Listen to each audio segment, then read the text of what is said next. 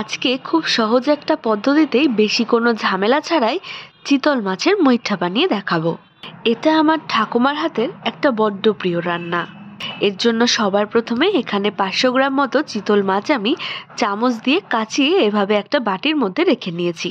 এবার এর মধ্যে দেব একটা পেঁয়াজ আর 6 থেকে 7টা মতো কাঁচা লঙ্কা আমি বেটে রেখেছিলাম, সেটা দিয়ে দিলাম। আর দিলাম হাফ চা চামচ মতো আদা বাটা, আর সাথে দিলাম হাফ চা চামচ লবণ, হাফ চা চামচ লঙ্কার গুঁড়ো, সামান্য একটু হলুদ, আর একটা ডিম ফাটিয়েও দিয়ে দিলাম। এবারে এই সবগুলোকে একসাথে খুব ভালো করে একটু মেখে নেব। এখানে আপনারা চাইলে একটু বেসনও দিতে পারেন, তবে আমি কিন্তু এখানে বেসন দিলাম না, কারণ বেসনটা দিলে একটু শক্ত হয়ে যায়। আমার এখানে মাখাটা হালকা একটু নরম হলেও ভাজার পরে কিন্তু এটা একদম পারফেক্ট নরম থাকবে। ভাজার পরে এটা কোনোভাবেই শক্ত হবে না। এবারে এখানে আমি হাতে একটু তেল মাখিয়ে অল্প একটু মিশ্রণটা হাতে নিয়ে হালকা হাতে মুঠোয় ভরে চাপ দিয়ে মুইঠা বানিয়ে রাখলাম। একইভাবে বাকিগুলোও বানিয়ে নেব। এবারে গ্যাসে কড়াই বসিয়ে তাতে জল আর অল্প একটু লবণ দিয়ে এটাকে ফুটতে বসালাম। জলটা ফুটে আসতেই গ্যাসের ফ্লেমটাকে একদম লোতে দিয়ে বানিয়ে রাখা কাঁচা মুইঠাগুলোকে একে একে একটু দূরে দূরে দিয়ে দিলাম। প্রায় 10 মিনিট পর দেখলাম মুইঠাগুলো জলের উপর দিকে ভেসে উঠেছে আর আগের থেকে একটু ফুলেও গেছে।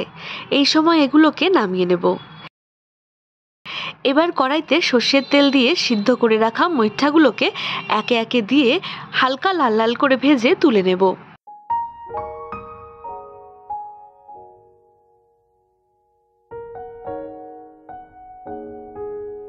এবার কড়াইতে আরও 1 টেবিল চামচ মতো সর্ষের তেল দিয়ে দিলাম। তারপর একটা তেজপাতা, শুকনো লঙ্কা আর সামান্য একটু সাদা জিরে ফোড়নে দিলাম। সঙ্গে দিলাম ডুমু ডুমু করে কেটে রাখা আলু। আলুটা হালকা লাল করে ভাজা হয়ে গেলে এর মধ্যে দিয়ে দেবো কিছু মশলা।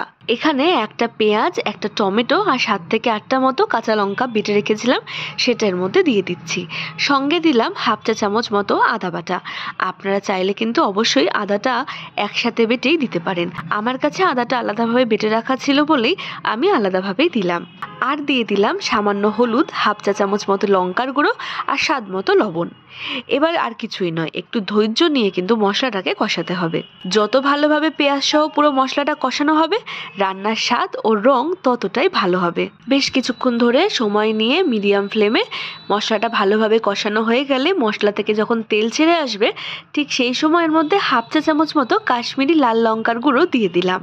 এতে রান্নার রংটা খুব ভালো হয়। এরপর একটু নাড়িয়ে চাড়িয়ে দিয়ে দিলাম পরিমাণ মতো জল। এখানে আপনারা আপনাদের পছন্দ মতো জলের পরিমাণটা কম বা বেশি করতে পারেন। এবারে একটা ঢাকনা দিয়ে ঢেকে দিলাম কিছুক্ষণের জন্য মিডিয়াম ফ্লেমে। কিছুক্ষণ পর ঢাকনাটা খুলে দেখবো আলুটা সেদ্ধ হয়ে গেছে কিনা। আলুটা সেদ্ধ হয়ে আসলে ভেজে রাখা মুইঠাগুলোকে দিয়ে দিলাম। সাথে দিলাম খুব সামান্য একটু চিনি। চিনিটা দিলে একটু স্বাদটার ব্যালেন্স হয়।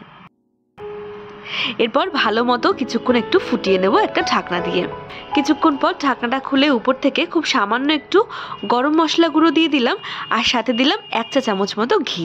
তারপর ভালোভাবে নাড়িয়ে চাড়িয়ে নামিয়ে গরম ভাতের সাথে সার্ভ করলাম চিতল মাছের মুইঠা। আজকের মতো এই ভিডিওটা তবে এখানে শেষ করলাম। আর আজকের আমার এই রান্নাটা যদি ভালো লেগে থাকে, তবে ঘোরার সাথে সাথে এই ধরনের রান্নার রেসিপি পেতেও আমার এই চ্যানেলটাকে সাবস্ক্রাইব করতে ভুলবেন না। তবে দেখা হচ্ছে পরবর্তী কোনো ভিডিওর সাথে। ততক্ষণের জন্য ভালো থাকবেন, সুস্থ থাকবেন।